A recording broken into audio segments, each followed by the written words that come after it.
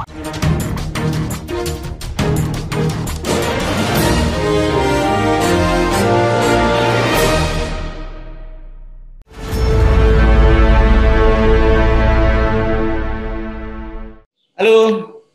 apa kabar Anda semua? Tetap semangat.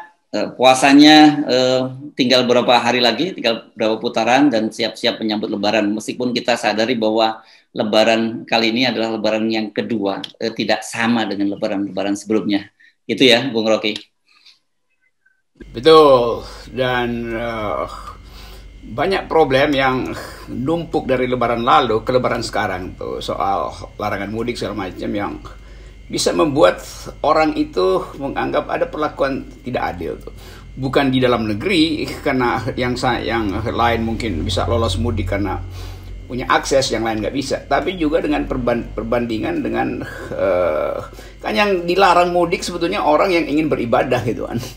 Dan ini soal yang seringkali memang tidak bisa kita terangkan secara sosiologi, karena ada keyakinan bahwa bertemu dengan keluarga, mengakrabkan diri dengan lingkungan di desa itu semacam upaya untuk memberi kesehatan mental tuh. Apalagi para buruh yang disiksa oleh kapitalisme kota, menganggap bahwa ini satu pelepasan, satu ekstasi, satu outlet sebetulnya. Tapi bahkan terhalang oleh tank, oleh panzer, dan itu menunjukkan bahwa saya kaget sampai ada panser dikerahkan itu tadi di daerah Bogor Bekasi katanya ya. Kacau. Iya. Jadi kan kita mesti lihat ini di dalam kondisi kegerahan politik, kecemasan masa depan segala macam. Jadi orang mau pulang kampung, dia mau memperluas dimensi batinnya sebetulnya. Itu yang nggak dipahami pemerintah, tuan. Sementara pada saat yang lain, ketika dia dihalangi oleh panzer, dia baca di media massa, mengapa ada pesawat dari Chinese tiba di Jakarta kan. Jadi mulai terjadi kontras, apalagi akhir-akhir ini ketegangan yang semi rasial itu sudah membekas dalam batin batin publik. Jadi pemerintah betul-betul nggak peka tuh, nggak mengerti psikologi dari orang yang ingin memperoleh pengalaman rohani di desa dan dihalangi, entah dengan alasan COVID, tentu saja itu alasan teknis. Tapi mesti ada fasilitas untuk mengatasi itu. Minimal tidak diperlihatkan diskriminasi, bahwa satu pihak dia dihalangi, di pihak lain pesawat asing itu tiba di Jakarta dan justru semacam difasilitasi itu. Jadi rasa ketidakadilan itu betul-betul real, terutama di dalam bulan suci ini. Ya. Iya betul, ini saya baca itu soal pesawat yang dari Wuhan ya, pesawat charter dari Wuhan, itu juga dikritik oleh beberapa teman DPR, salah satunya sahabat kita Fadlizon, dia mempertanyakan bagaimana mungkin di tengah situasi larangan terbang, pandemi dan sebagainya, terus ada pesawat charter dari Wuhan, dan kemudian penjelasan dari Dephob bahwa ini betul-betul selektif, mereka ini para pekerja yang bekerja di Indonesia dan juga sudah lolos, sudah menunjukkan tidak COVID gitu, jadi sudah tes PCR. Tapi tetap hal itu tidak bisa diterima, saya kira tidak bisa menjelaskan pada publik. Tetap aja seperti Anda sebut tadi ada diskriminasi, dan itu sensitif karena itu berkaitan isu rasial. Betul, dan akhirnya orang mau debat, ya dia punya surat bebas COVID. Lo yang mudik juga banyak yang bisa tunjukkan hal yang sama kan. Tapi ketakutan pemerintah adalah kalau mudik itu kemudian menjadi alasan untuk semacam konsolidasi batin di desa misalnya, lalu dia pulang ke ibu kota mengalami lagi siksaan psikososial, lalu terjadi keresahan publik. Jadi sebetulnya pemerintah nggak punya peralatan untuk mengucapkan yang disebut kepatuhan hukum. Kan hukum itu hanya bisa efektif kalau dipatuhi. Nah, kalau banyak orang ingin melanggar hukum, artinya pemerintah gagal untuk menghasilkan kultur hukum yang bisa dipatuhi kan. Akibatnya supaya dipatuhi dipasang penghalang tuh. Orang yang punya akal, dia nggak melihat itu sebagai upaya untuk menyehatkan kehidupan hukum yang beradab, apalagi ada panser di situ tuh. Jadi tidak ada hukum yang efektif bila langsung dihalangi dengan cara-cara yang sebetulnya cara-cara yang opresif gitu kan. Hukum hanya disebut hukum kalau ada kesadaran hukum. Kalau tidak ada kesadaran hukum, bukan salah rakyat, pemerintah yang gagal. Nah, pemerintah yang mau mengatasi penegakan hukum dengan alat-alat yang sifatnya opresif dan pameran arogansi, itu justru pemerintah yang gagal memahami logika dari keadilan yang adalah dasar dari hukum. Nah, kalau kita lanjutkan lagi bahwa kemampuan ini sebetulnya, ketidakmampuan ini menunjukkan frustrasi di kalangan kekuasaan sendiri itu. Mengeluarkan panser itu artinya frustrasi sebetulnya istana. Itu nggak ada cara lain selain menakut-nakuti. Kan akhirnya menakut-nakuti kan. Bukan persuasi. Panser itu adalah lambang dari ketakutan, bukan lambang dari persuasi itu. Nah, hukum yang gagal melakukan persuasi, dia akan tidak lagi akan dihormati oleh rakyat. Kalau kita lihat penanganan COVID oleh pemerintah, kelihatannya ini masih akan terus berlanjut. Bisa jadi ini akan terus berulang pada tahun depan, di mana daya tahan publik semakin berat, dan juga kemudian beban pemerintah semakin berat. Dan kita jadi teringat kembali pada awal-awal pandemi, bagaimana kita termasuk dalam kelompok yang menyerukan agar pemerintah tegas melakukan lockdown, dan kemudian dampaknya terukur kan, seperti negara-negara lain. Kita lihat tetangga kita seperti Selandia Baru, Australia dan sebagainya sudah memasuki era baru. Sementara kita ini masih belum tahu kemana kita menuju. Ya itu dari awal desain penanganannya udah keliru kan, udah kacau sebetulnya. Kalau kita baca laporan internasional, Indonesia itu paling bawah di dalam efektivitas vaksinasi. Bahkan dibikin ekstrapolasi baru 2023 atau awal 2024 kita memperoleh signifikansi vaksin ini. Itu artinya ada 2 lebaran lagi di mana kita cemas tentang kemungkinan COVID ini merebak tuh. Jadi dari awal pemerintah nggak ngerti mau bikin apa sebetulnya tuh. Dan keadaan ini yang secara sosiologi dibaca oleh investor sebagai hal yang buruk. Jadi bertumpuk di situ. Kalau misalnya investor asing tuh lihat bagaimana cara Indonesia mengatasi COVID dan bahkan pakai kekerasan untuk menghalau orang untuk pulang mudik gitu. Itu artinya dia tahu bahwa Indonesia punya potensi untuk mengalami kerusuhan karena soal pandemi. Lalu berlanjut kerusuhan karena soal sentimen ras. Lalu berlanjut kerusuhan karena ekonomi tetap macet tuh. Jadi satu paket problem yang basisnya adalah incapacity pemerintah untuk bikin sistem penanganan COVID menyebabkan Indonesia juga makin terpuruk secara ekonomi. Nah, cara melihat ini yang nggak ada pada pemerintah. Pemerintah seolah-olah hanya mampu melihat pohon, nggak bisa melihat hutan gitu, hutan persoalan. Ini saya bisa membayangkan misalnya begini, saya baca yang di Surabaya, orang yang sudah mendekati kota Surabaya diminta putar balik itu. Mungkin kalau mereka yang berasal hanya dari kota-kota di sekitar Surabaya, kemarahannya mungkin tidak akan luar biasa. Seperti halnya kalau tiba-tiba ada saja orang yang sudah lolos mudik dari Jakarta gitu, menjelang masuk ke kota Surabaya dan mereka diputar balik, saya tidak bisa membayangkan apa yang terjadi. Itu bagaimana kemarahan publik, dan ini bagaimanapun kan sasarannya juga jelas pemerintah. Aparat-aparat itu hanya pelaksana dari pemerintahan ini. Ini juga membuat demoralisasi di kalangan aparat. Kan aparat sebetulnya, betul, dia hanya ditugaskan untuk narik pintu, buka pintu, segala macam. Tapi dia nggak di-brief dengan perspektif untuk persuasi itu. Yang bisa membuat orang percaya bahwa oke, pemerintah bermaksud baik, segala macam, karena itu kami tahan hasrat kami buat mudik. Itu yang nggak ada. Pemerintah cuma kami larang, mulai tanggal 6 sekian kami larang, silahkan. Jadi cara mengucapkan pun itu adalah mengancam kan. Yang masih bandel-bandel itu kita tangkap.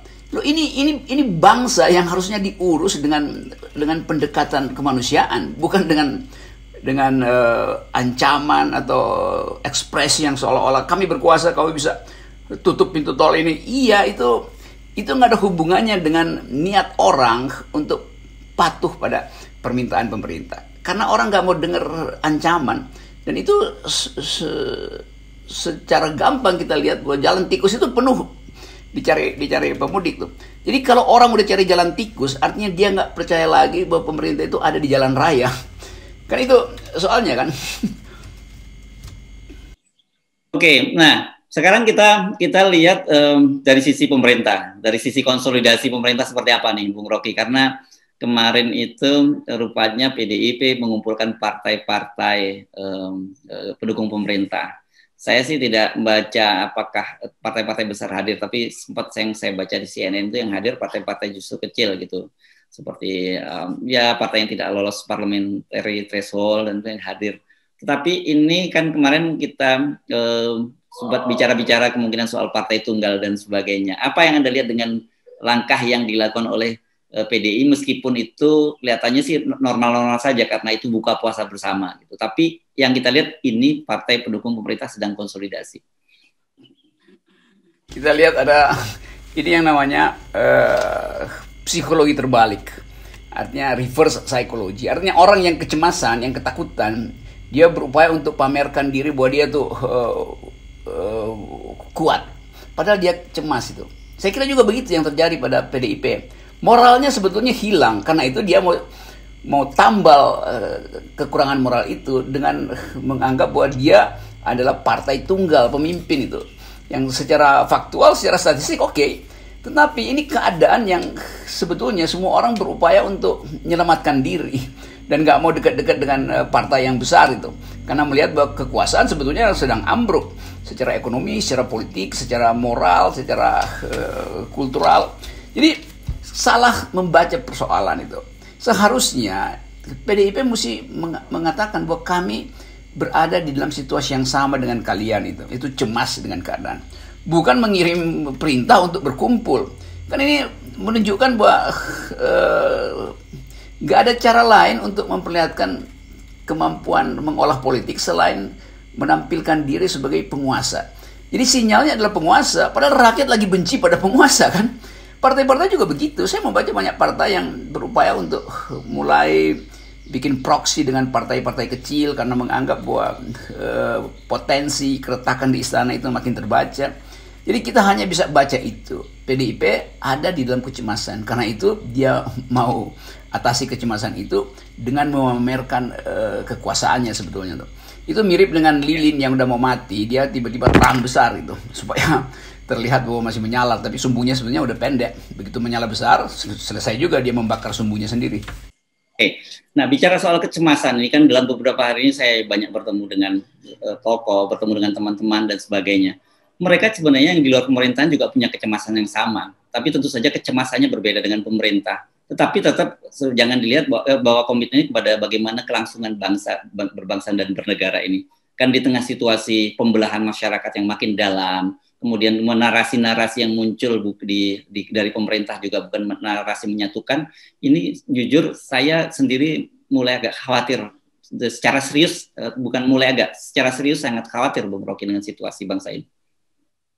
Memang kita di dalam kecemasan luar biasa karena tidak ada sinyal bahwa pemerintah paham tentang kemajemukan. Kita baca kemarin KPK terpaksa mesti seolah-olah ingin menegakkan moral dan integritas, lalu mulai menguji iman seseorang, menguji apa yang dia paham apa tidak dengan agama segala macam. Itu kan penghinaan sebetulnya kan. Seolah-olah orang Indonesia itu nggak bisa berdoa, sehingga harus diuji juga doanya. Ini soal yang sepele ya, tapi kepekaan pemerintah sebetulnya tidak ada tuh, sehingga menyinggung perasaan orang lain sebetulnya di dalam. Gimana mungkin menanyakan hal-hal yang sifatnya privat untuk urusan publik? Apalagi status doa itu kan status yang sangat spesifik bagi setiap orang. Bentar, saya salah sedikit. Betul itu. Saya membaca ada pertanyaannya atau soal kunut dan tidak kunut. Wih, ini persoalannya itu kalau dalam Islam disebut khilafiyah gitu. Biasanya secara tradisional orang NU itu selalu membaca kunut dan kemudian orang Muhammadiyah itu tidak baca kunut gitu secara gampangnya ya. Dan ini sebenarnya khilafiyah artinya sesuatu yang kultural aspeknya. Iya, dan sebenarnya ini pada level kita yang sama-sama di level yang sudah lebih memahami pasal soal agama ini nggak jadi persoalan. Tapi di level grassroots itu di level grassroots itu jadi persoalan serius. Begitu kamu nggak kunut, lu bukan NU lo gitu. Sementara yang Muhammadiyah juga sebaliknya, kalau kunut berarti itu NU. Ini kan sebenarnya narasi-narasi yang membelah, padahal itu sebenarnya bukan kewajiban gitu lah. Ada NU memandang itu sebagai wajib, tapi Muhammadiyah tidak memandang wajib. Jadi dalam Islam itu disebut khilafiyah. Jadi bukan persoalan yang harus dipertentangkan sebenarnya. Begitu. Nah, itu justru digunakan untuk tes, untuk assessment di pegawai KPK. Itu pertanyaan publik begitu. Kok bisa KPK mengambil isu yang sebetulnya pekah di tingkat bawah kan? Atau itu memang mau disengaja supaya mau dikasih sinyal bahwa hanya kelompok tertentu yang accessible yang bisa punya akses ke dalam sistem KPK. Jadi satu pikiran umum akhirnya terbentuk lagi bahwa memang bangsa ini sedang dipecah belah oleh kekuasaan justru kan. Mau disebut itu isu atau bukan isu, itu hoax atau bukan, tapi itu yang terjadi akhirnya tuh. Jadi orang akhirnya mencurigai siapa sebetulnya yang bikin desain proses verifikasi atau ujian untuk masuk KPK. Apakah yang bikin itu adalah BPIP? Pertanyaannya, orang mencurigai itu akhirnya kan. Dan itu kemudian dihubungkan dengan kenapa PDIP tiba-tiba ambil inisiatif untuk mengumpulkan partai. Apakah ini konsolidasi orang yang ingin tetap di panggung kekuasaan dan mengawasi partai yang lain? Atau betul-betul ini seperti tadi sinyal bahwa sebetulnya PDIP juga ada dalam kecemasan sehingga berupaya untuk regrouping fasilitas politik yang dia miliki hari ini. Kan itu akhirnya jadi pikiran buruk di kalangan masyarakat. Ya, oke.